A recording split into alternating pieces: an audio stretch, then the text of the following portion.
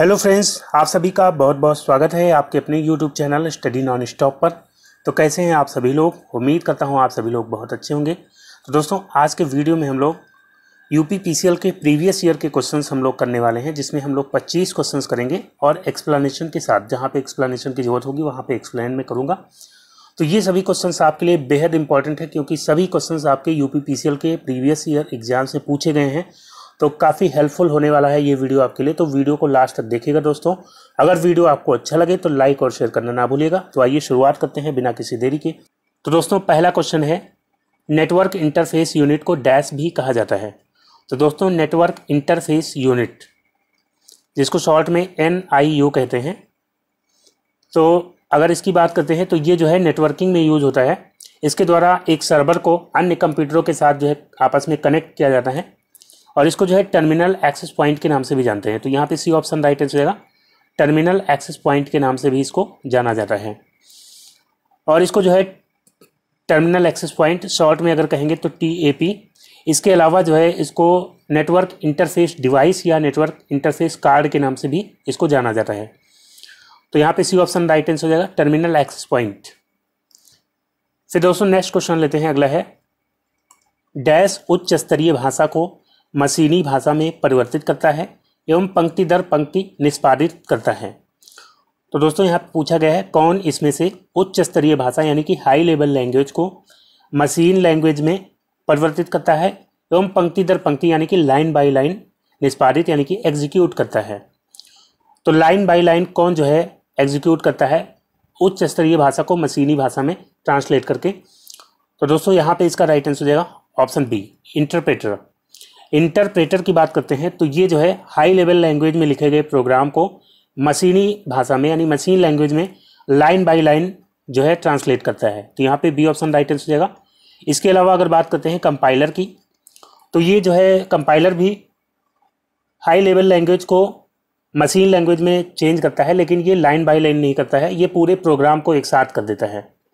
पूरे प्रोग्राम को एक ही बार में जो है एक ही बार रन कराने पर ये ट्रांसलेट कर देता है मशीन लैंग्वेज में। और अगर बात करते हैं इसके अलावा असेंबलर की, तो ये जो है असेंबली भाषा में लिखे गए प्रोग्राम को उसका अनुवाद करता है मशीनी भाषा में यानी मशीन लैंग्वेज में ट्रांसलेट करता है। तो असेंबलर जो है असेंबली भाषा से जो है मशीन लैंग्वेज में कन्वर्ट करता है, और इंटरप्रेटर जो है ये हाई लेवल लैंग्वेज को मशीन लैंग्वेज में कन्वर्ट करता है, और कंपाइलर जो है ये भी हाई लेवल लैंग्वेज को मशीन लैंग्वेज में कन्वर्ट करता है। लेकिन कंपाइलर जो है पूरे पेज को एक साथ करता है, पूरे प्रोग्राम को एक साथ करता है, और इंटरप्रेटर जो है लाइन बाय लाइन करता है, एक एक लाइन। तो यहाँ पे बी ऑप्शन राइट आंसर हो जाएगा। फिर दोस्तों, नेक्स्ट क्वेश्चन है, डैश DNS सर्वर सॉफ्टवेयर की भेद्यता का शोषण है, जो कि हैकर को किसी साइट के डोमेन नेम को हासिल करने और उस वेबसाइट के ट्रैफिक को दूसरी वेबसाइट में अनुप्रेषित करने की अनुमति प्रदान करता है। तो दोस्तों, इसमें से कौन है जो कि DNS सर्वर सॉफ्टवेयर की भेद्यता का शोषण है, और ये किसी हैकर को किसी साइट के डोमेन नेम को हासिल करने में और वेबसाइट के ट्रैफिक को दूसरी वेबसाइट में अनुप्रेषित यानी भेजने की अनुमति प्रदान करता है? तो यहाँ पे इसका राइट आंसर जाएगा ऑप्शन सी, फार्मिंग। फार्मिंग जो है ये एक तरह का जो है साइबर अटैक होता है, और इसमें जो हैकर होता है वो एक नकली वेबसाइट बनाता है जो कि दिखने में ओरिजिनल साइट जैसी ही दिखती है। तो इस तरह की वेबसाइट का उपयोग करके हैकर जो है यूजर से उसकी पर्सनल जानकारी जैसे कि लॉगिन ID, पासवर्ड या अन्य जानकारियां जो है लेने की कोशिश करता है। तो इसको कहते हैं फार्मिंग। और इसी तरह जो है फिशिंग यहाँ पे दिया गया है। तो फिशिंग भी जो है एक साइबर अटैक है। इसमें क्या करता है, आपके ईमेल पर हैकर जो है कोई ऑफर या जो है कोई सर्विस का लिंक भेजता है, और उस पर जब आप क्लिक करते हैं तो वहाँ से जो है आपसे जानकारियाँ लेने की कोशिश करता है, आपकी जो पर्सनल जानकारियाँ हैं, तो उसको फिशिंग कहते हैं। तो यहाँ पे जो है फिलहाल फार्मिंग आंसर हो जाएगा। इसमें जो है जो आप वेबसाइट यूज़ करते हैं उसी तरह की नकली वेबसाइट बना करके आपको जो है उसके जाल में फंसाता है। फिर दोस्तों, नेक्स्ट क्वेश्चन लेते हैं। अगला है, MS पावर पॉइंट में चयनित टेक्स्ट को बोल्ड करने के लिए हम क्या दबाते हैं? तो दोस्तों, पावर पॉइंट में अगर जो टेक्स्ट आपने सेलेक्ट कर रखा है उसको बोल्ड करना है आपको, तो उसके लिए आपको प्रेस करना होगा Ctrl+B। तो यहाँ पे राइट आंसर क्या हो जाएगा? ऑप्शन डी, Ctrl+B आप प्रेस करेंगे MS पावर पॉइंट में या MS वर्ड में, तो आप जो है जो चयनित टेक्स्ट है यानी सिलेक्टेड टेक्स्ट को आप बोल्ड कर पाएंगे। तो इसके लिए Ctrl+B जो है आप शॉर्टकट याद रखिएगा। फिर दोस्तों नेक्स्ट क्वेश्चन लेते हैं, अगला है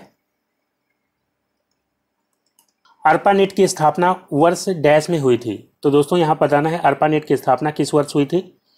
तो ARPANET की बात करेंगे तो ये जो है दुनिया का पहला ऐसा नेटवर्क था जिसने TCP यानी कि ट्रांसमिशन कंट्रोल प्रोटोकॉल या IP यानी कि इंटरनेट प्रोटोकॉल, इस मॉडल का प्रयोग किया था डेटा ट्रांसफ़र करने के लिए। TCP या IP मॉडल का प्रयोग किया था और ARPANET के कारण ही जो है आगे चल करके इंटरनेट की नींव पड़ी थी। ARPANET की बात करते हैं तो इसका फुल फॉर्म जो है क्या हो जाएगा, तो इसका फुल फॉर्म होता है एडवांस रिसर्च प्रोजेक्ट्स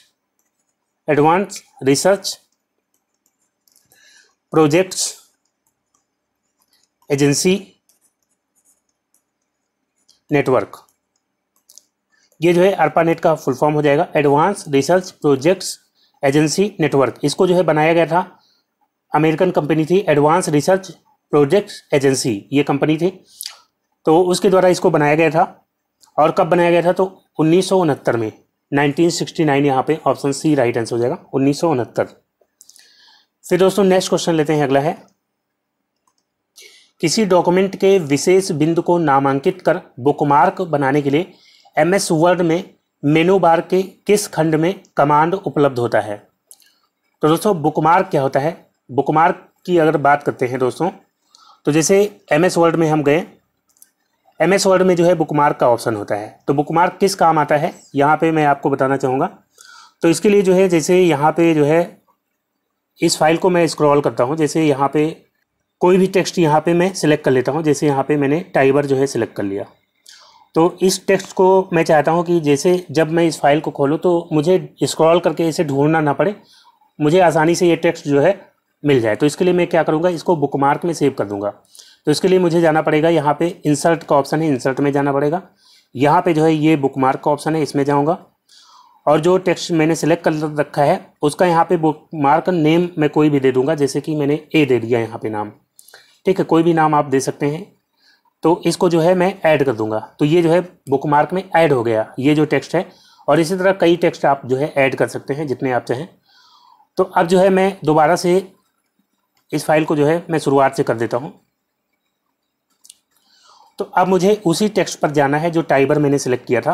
तो मैं फिर से कहाँ जाऊँगा, बुकमार्क के ऑप्शन पे ही फिर से जाऊँगा, इंसर्ट में गया और फिर जो है यहाँ बुकमार्क के ऑप्शन पे गया और यहाँ पे ये जो बुकमार्क है ए मैंने सेलेक्ट किया और यहाँ गो टू पे मैं क्लिक कर दूँगा तो वहीं पे मैं पहुँच जाऊँगा। टाइबर जो है मैंने सेलेक्ट किया था वहाँ पे मैं पहुँच गया। तो जो भी लोकेशन है या जो भी टेक्स्ट है वो आप उस बिना सर्च किए बिना स्क्रॉल किए आप डायरेक्ट पहुंचना चाहते हैं तो उसको जो है आप बुकमार्क में सेव कर देते हैं MS वर्ड में। तो उस पर जो है आप दोबारा डायरेक्ट वहां पे जा सकते हैं।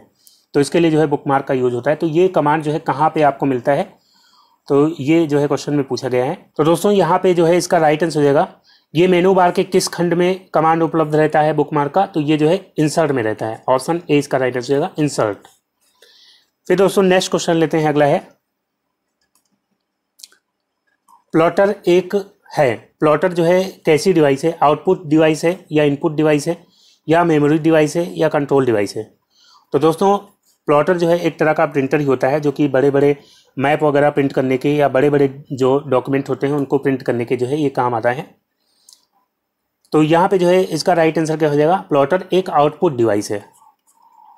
इनपुट डिवाइस जिनके थ्रू जो है हम इनपुट देते हैं कंप्यूटर में वो इनपुट डिवाइस होती है और जिसके थ्रू हमें आउटपुट प्राप्त होता है वो आउटपुट डिवाइस होती हैं। तो यहाँ पे जो है प्लॉटर आप देख सकते हैं, ये जो है प्रिंटर की तरह है। इससे आप देख रहे हैं यहाँ पे एक मैप का प्रिंट आउट निकाला जा रहा है, तो ये हो गया प्लॉटर। और इसके अलावा जो है इनपुट डिवाइसेस तो बहुत सारी हैं, लेकिन आउटपुट डिवाइसेस जो है कुछ है जो आप याद रखिएगा, जैसे कि प्लॉटर हो गया और इसके अलावा जो है प्रिंटर ये भी आउटपुट डिवाइस हो जाएगा। मॉनिटर जो है, इसके अलावा जो है हेडफोन्स भी जो है आउटपुट डिवाइस हो जाएंगे। स्पीकर्स भी आपके जो है आउटपुट डिवाइस में आ जाएंगे और प्रोजेक्टर्स जो है ये भी आउटपुट डिवाइस में आ जाएंगे।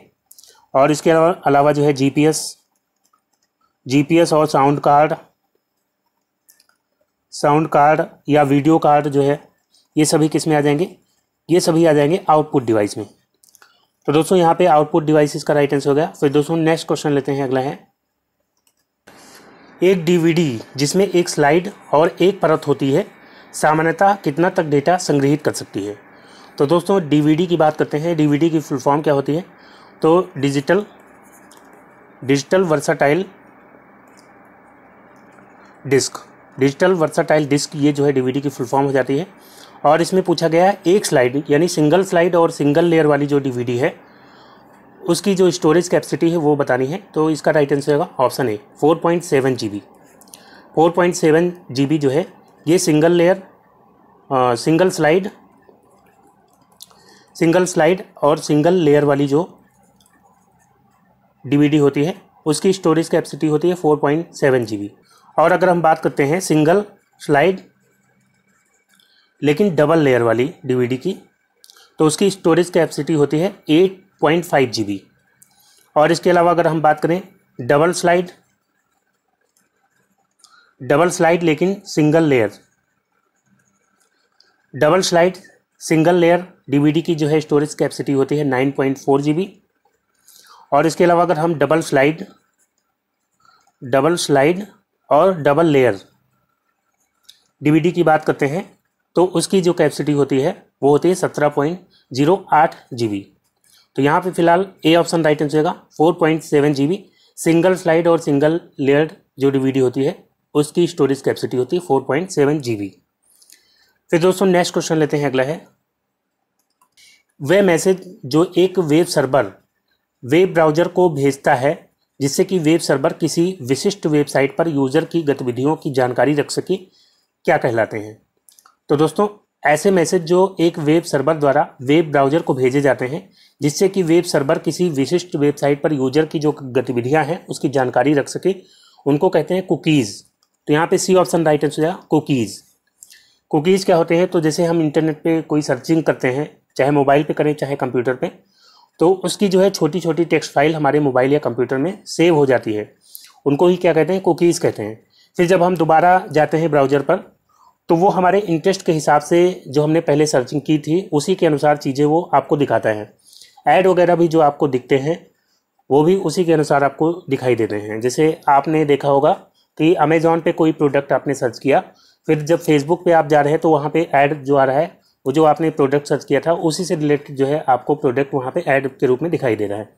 तो फेसबुक को जो है कैसे पता चल जा रहा है? तो ब्राउज़र के थ्रू जो आपने सर्चिंग की थी उसकी जो कुकीज़ सेव हो गई थी वो जो है फेसबुक को शेयर कर दी गई आपके ब्राउज़र के द्वारा, ठीक है। तो वहाँ से उसको जानकारी मिल जाती है कि आपके इंटरेस्ट किस तरह के हैं, तो उसी के अनुसार जो है चीज़ें आपको वो शो करता है।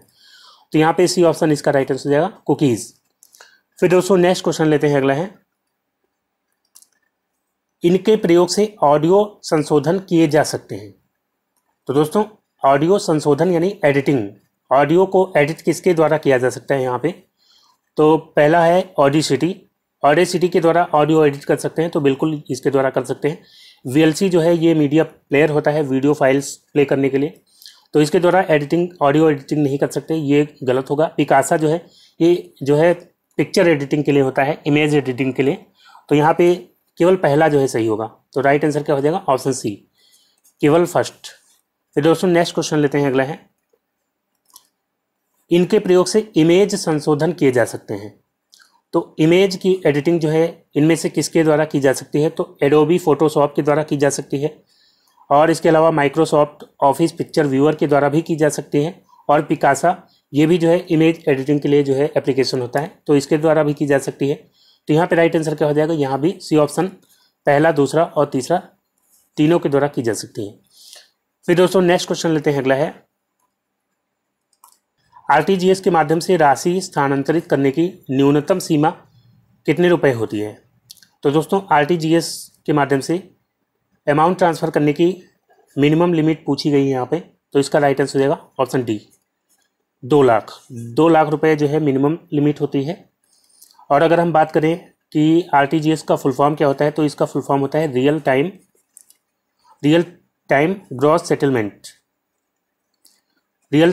ग्रॉस सेटलमेंट जो है इसका फुल फॉर्म हो जाएगा। और इसकी जो मिनिमम लिमिट होती है वो जो है 2 लाख होती है। और मैक्सिमम लिमिट की बात करते हैं तो अगर ऑनलाइन आप ट्रांसफ़र कर रहे हैं तो कुछ बैंक जो है 25 लाख तक की लिमिट रखते हैं। कुछ बैंक जो है 25 लाख तक की लिमिट रखते हैं, सभी बैंक नहीं रखते हैं। और अगर बैंक को ब्रांच से करते हैं तो उसके लिए कोई लिमिट नहीं होती है, मैक्सिमम के लिए कोई लिमिट नहीं होती। कुछ बैंक 25 लाख तक की अगर ऑनलाइन करेंगे तब जो है लिमिट रखते हैं, और बाकी बैंक जो है वो भी नहीं रखते हैं, कुछ बैंकों को छोड़ करके। और अगर बैंक ब्रांच में जा करके आप कर रहे हैं आरटीजीएस तो उसके लिए जो है मैक्सिमम की कोई लिमिट नहीं, मैक्सिमम आप कितना भी कर सकते हैं, मिनिमम की लिमिट होती है 2 लाख। तो यहाँ पे डी ऑप्शन इसका राइट आंसर रहेगा। फिर दोस्तों नेक्स्ट क्वेश्चन लेते हैं, अगला है गूगल क्रोम में नए विंडो खोलने के लिए हम क्या दबाते हैं। तो गूगल क्रोम में नए विंडो को खोलने के लिए हमें प्रेस करना होगा Ctrl+N। ऑप्शन बी यहाँ पे राइट आंसर है। Ctrl+N से जो है आप न्यू विंडो ओपन कर सकते हैं गूगल क्रोम में। और यहाँ पे दिया गया है Ctrl+T, तो ये जो है शॉर्टकट की होती है न्यू टैब के लिए। अगर आप जो है गूगल क्रोम में नया टैब खोलना चाहते हैं तो Ctrl+T प्रेस करेंगे। Ctrl+J जो है ये गूगल क्रोम में डाउनलोडिंग के ऑप्शन में जाना है आपको, तो उसके लिए जो है क्या प्रेस करेंगे Ctrl+J डाउनलोडिंग के ऑप्शन में जाने के लिए। Ctrl+O जो है फाइल ओपन करने के लिए होता है, फाइल ओपन करने के लिए आप Ctrl+O प्रेस करेंगे क्रोम में। तो यहाँ पे जो है Ctrl+N हो जाएगा नया विंडो खोलने के लिए। फिर दोस्तों नेक्स्ट क्वेश्चन लेते हैं, जॉब शेड्यूलिंग में सर्वश्रेष्ठ परिणामों हेतु किसको न्यूनतम होना चाहिए। तो इसमें से किसको जो है न्यूनतम होना चाहिए जॉब शेड्यूलिंग में बेस्ट रिजल्ट के लिए। तो दोस्तों जॉब शेड्यूलिंग क्या होता है, तो कोई ऑपरेटिंग सिस्टम है तो उसके अलग अलग कार्यों के लिए जो है सिस्टम रिसोर्स एलोकेट किया जाता है जॉब शेड्यूलिंग के थ्रू। तो उसके लिए जो है बेस्ट रिजल्ट के लिए आपको वेटिंग टाइम को जो है मिनिमम रखना होता है। तो यहाँ पे राइट आंसर हो जाएगा ऑप्शन ए, वेटिंग समय। फिर दोस्तों नेक्स्ट क्वेश्चन लेते हैं, अगला है MS पावर पॉइंट में चित्रों के सेट पर आधारित प्रेजेंटेशन निर्माण करने के लिए डैश कमांड का उपयोग किया जाता है। तो दोस्तों पावर पॉइंट में चित्रों के सेट पर अगर आप बनाना चाहते हैं चित्रों के सेट पर आधारित प्रेजेंटेशन, तो उसके लिए आपको जाना पड़ेगा इंसर्ट में। पहले जाएंगे इंसर्ट में जो है ऑप्शन आपको मिल जाता है फोटो एल्बम का, फोटो एल्बम का ऑप्शन मिलेगा। तो वहाँ से जो है आप चित्रों के सेट पर आधारित प्रेजेंटेशन का निर्माण कर सकते हैं। तो यहाँ पे राइट आंसर क्या हो जाएगा ऑप्शन डी, फोटो एल्बम। फिर दोस्तों नेक्स्ट क्वेश्चन लेते हैं, अगला है एक रिलेशन के अंतर्गत वे सभी एट्रीब्यूट कॉम्बिनेशन जो प्राइमरी कुंजी के समान सेवा प्रदान कर सकते हैं डैश होते हैं। तो दोस्तों ये जो क्वेश्चन है ये DBMS यानी डेटा बेस मैनेजमेंट सिस्टम का ये क्वेश्चन है, और इतना डीप आपके एग्जाम में नहीं पूछा जाएगा, ये ARO के एग्जाम में पूछा गया था। आपके एग्जाम में ज़्यादा से ज़्यादा इसकी फुल फॉर्म पूछ सकता है, तो इसकी फुल फॉर्म हो जाएगी डेटा बेस मैनेजमेंट सिस्टम, जो है इसका फुल फॉर्म हो जाएगा DBMS का। और DBMS में कई तरह की कीज होती हैं, जैसे कि मास्टर की, कैंडिडेट की, यूनिक की, फॉरेन की, प्राइमरी की, ठीक है। तो ये जो कीज होती हैं ये अलग अलग एट्रीब्यूशन को आइडेंटिफाई करने के लिए जो है ये होती हैं। तो इसमें पूछा गया कि एट्रीब्यूशन कॉम्बिनेशन जो प्राइमरी की के समान सेवा प्रदान कर सकती है वो कौन सी की होती है। तो यहाँ पे राइट आंसर हो जाएगा ऑप्शन बी, कैंडिडेट की जो होती है वो प्राइमरी की के समान सेवा प्रदान कर सकती है।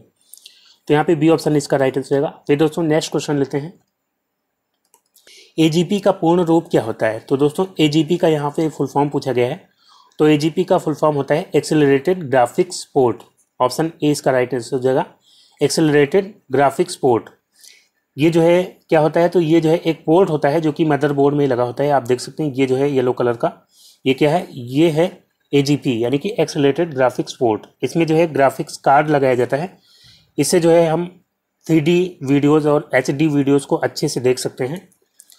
तो यहाँ पे जो है इसका फुल फॉर्म क्या हो जाएगा, एक्सेलरेटेड ग्राफिक्स पोर्ट। फिर दोस्तों नेक्स्ट क्वेश्चन लेते हैं, अगला है MS एक्सेल में चुनी हुई सेलों का योग प्रदर्शित करने हेतु किस शॉर्टकट कुंजी का प्रयोग किया जाता है। तो दोस्तों MS एक्सेल में मान लीजिए कुछ सेल हैं, उसमें अलग अलग नंबर्स हैं और उनका आप योग यानी कि उनका सम आप करना चाहते हैं, तो उसके लिए जो है कौन सी शॉर्टकट कुंजी का प्रयोग करेंगे। तो आप इसके लिए जो है प्रेस करेंगे Alt+=, Alt के साथ आप इक्वल टू प्रेस करेंगे तो जितनी सेलें आपने सेलेक्ट कर रखी हैं तो उसमें जो भी नंबर्स हैं उनका सबका ऐड करके वो जो है आंसर आपको बता देगा। तो यहाँ पे एल्ट के साथ आपको प्रेस करना है इक्वल टू, ऑप्शन डी यहाँ पे राइट आंसर हो जाएगा। फिर दोस्तों नेक्स्ट क्वेश्चन लेते हैं, अगला है 2 की पावर 10 किलोबाइट किसके बराबर होता है। तो दोस्तों 2 की पावर 10 ये जो है किसके बराबर होता है, तो ये 1024 के बराबर होता है। तो यानी कि यहाँ पे पूछा गया 1024 किलोबाइट किसके बराबर होता है, तो 1024 KB ये जो है किसके बराबर होता है, ये जो है 1 MB के बराबर होता है। 1 MB में जो है 1024 किलोबाइट होते हैं। तो यहाँ पे राइट आंसर क्या हो जाएगा, पहला ऑप्शन सही हो जाएगा 1 मेगाबाइट। और यहाँ पे आप देख सकते हैं, यहाँ पे units of computer memory measurements दिए गए हैं। जैसे कि एक बिट जो है बाइनरी डिजिट होती है, इसमें 0 या तो 1 दोनों में से कोई हो सकता है, और 8 बिट्स मिलकर के एक बाइट बनाते हैं। और फिर जो है इसके अलावा जो है यहाँ पे ध्यान रखिएगा 4 बिट्स मिलकर के क्या बनाते हैं, एक निबल। 4 बिट्स जो है एक निबल के बराबर होते हैं। और उसके बाद जो है आगे बढ़ेंगे तो 1024 बाइट्स मिलकर के बनते हैं 1 किलोबाइट यानी कि 1 KB।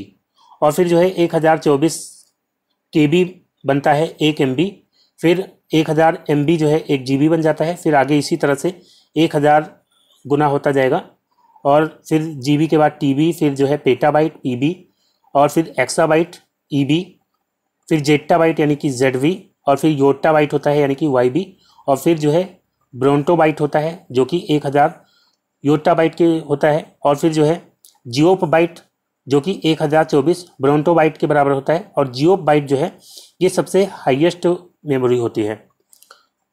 तो यहाँ पे फिलहाल 1 मेगाबाइट जो है इसका राइट आंसर हो जाएगा। फिर दोस्तों नेक्स्ट क्वेश्चन है अगला। अब यहाँ पे पूछा गया है 2 की पावर 10 मेगाबाइट किसके बराबर होता है।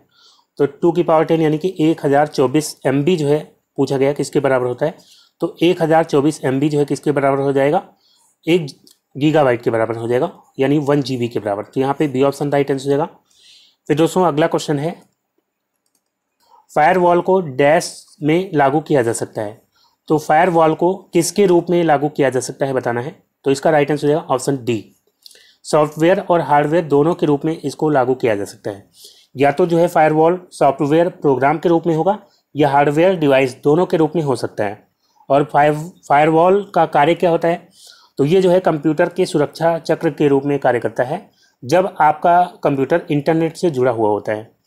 तो अगर आप चाहते हैं कि कोई अनवांटेड ट्रैफिक हमारे सिस्टम में ना आ जाए, जैसे कोई वायरस वगैरह हमारे सिस्टम में ना आ जाए, जिसको आपने अनुमति दे रखी है, बस वही ट्रैफिक आपके सिस्टम में आना चाहिए, बाकी इसके अलावा कुछ नहीं आना चाहिए। तो उसके लिए जो है आप प्रयोग करते हैं फायरवॉल हार्डवेयर डिवाइस का या फिर फायरवॉल प्रोग्राम का। तो यहाँ पे डी ऑप्शन इसका राइट आंसर हो जाएगा। फिर दोस्तों नेक्स्ट क्वेश्चन लेते हैं, अगला है स्लिप का फुल फॉर्म क्या है। तो दोस्तों स्लिप का फुल फॉर्म हो जाएगा सीरियल लिंक इंटरनेट प्रोटोकॉल। तो ये जो है स्लिप जो है एक तरह का प्रोटोकॉल है जो कि मॉडेम की सहायता से इंटरनेट एक्सेस प्राप्त करने में हेल्प करता है। और अब जो है इसका प्रयोग ज़्यादा नहीं होता है, अब इसकी जगह जो है ज़्यादातर इस्तेमाल होता है PPP। ये भी प्रोटोकॉल है। इसका फुल फॉर्म क्या होता है, तो इसका फुल फॉर्म होता है point two point protocol. Point two point protocol जो है अब ये ज़्यादा यूज होता है, जिसको PPP के नाम से जानते हैं। तो यहाँ पे जो है फिलहाल स्लिप का फुल फॉर्म पूछा गया था, तो क्या हो जाएगा सीरियल लिंक इंटरनेट प्रोटोकॉल, इसका राइट आंसर हो जाएगा। फिर दोस्तों नेक्स्ट क्वेश्चन लेते हैं, सिम का पूर्ण रूप क्या होता है। तो सिम का यहाँ पे फुल फॉर्म पूछा गया है। सिम आप सभी जानते हैं, तो सिम का फुल फॉर्म होता है subscriber identity module. D option यहाँ पे राइट आंसर हो जाएगा, सब्सक्राइबर आइडेंटिटी मॉड्यूल। फिर दोस्तों नेक्स्ट क्वेश्चन है, डैश कुंजी को दबाए रखें और वर्ड डॉक्यूमेंट में टेक्स्ट के कुछ भाग का चयन करने के लिए किसी भी एरो कुंजी का प्रयोग करें। तो दोस्तों यहाँ पे पूछा गया किस कुंजी को आपको दबाए रखना है वर्ड डॉक्यूमेंट में कुछ टेक्स्ट को सेलेक्ट करने के लिए, बाद में जो है एरो कुंजी का प्रयोग करना है। तो दोस्तों यहाँ पे इसका राइट आंसर रहेगा शिफ्ट। शिफ्ट आप दबाए रखेंगे और उसके साथ जो है कोई भी एरो की आपको प्रेस करना है टेक्स्ट को सेलेक्ट करने के लिए। जितने आप टेक्स्ट सेलेक्ट करना चाहते हैं तो उसके लिए जो है क्या करेंगे, शिफ्ट प्लस एरो की आप प्रेस करेंगे, तो आप अपने अकॉर्डिंग टेक्स्ट जो है सेलेक्ट कर सकते हैं। और इसके अलावा जो है आप F8 का प्रयोग भी कर सकते हैं, एक दूसरा तरीका हो जाएगा। तो इसमें F8 को दबाए नहीं रखना है, शिफ्ट को आपको दबाए रखना होता है। F8 को आपको एक बार प्रेस करके छोड़ देना है, फिर जो है एरो की आपको दबाना है टेक्स्ट को सिलेक्ट करने के लिए। ठीक है, तो यहाँ पे जो है ऑप्शन बी राइट आंसर हो जाएगा, शिफ्ट। फिर दोस्तों नेक्स्ट क्वेश्चन है, एक NFS एक कंप्यूटर को नेटवर्क पर फाइलों तक पहुंचने और उपयोग करने की अनुमति देता है। NFS का अर्थ क्या है? तो दोस्तों NFS जो कि एक कंप्यूटर को नेटवर्क पर फाइलों तक पहुंचने यानी कि एक्सेस करने और उपयोग करने की अनुमति देता है। तो NFS का यहाँ पे फुल फॉर्म पूछा गया है, तो इसका फुल फॉर्म हो जाएगा network file system. Option A यहाँ पे राइट आंसर हो जाएगा, नेटवर्क फाइल सिस्टम। तो दोस्तों आज का वीडियो यहीं पे समाप्त करता हूँ। उम्मीद करता हूँ वीडियो आपको अच्छा लगा होगा, और अगर वीडियो आपको अच्छा लगा हो तो लाइक और शेयर करना ना भूलिएगा। और जो दोस्त चैनल पर नए हैं उनसे गुजारिश करूँगा चैनल को सब्सक्राइब करके नोटिफिकेशन बेल को ऑन कर लीजिए, ताकि अगला वीडियो अपलोड होते हैं उसका नोटिफिकेशन आपको सबसे पहले मिल जाए। तो मिलते हैं अगले वीडियो में, तब तक के लिए good bye and take care.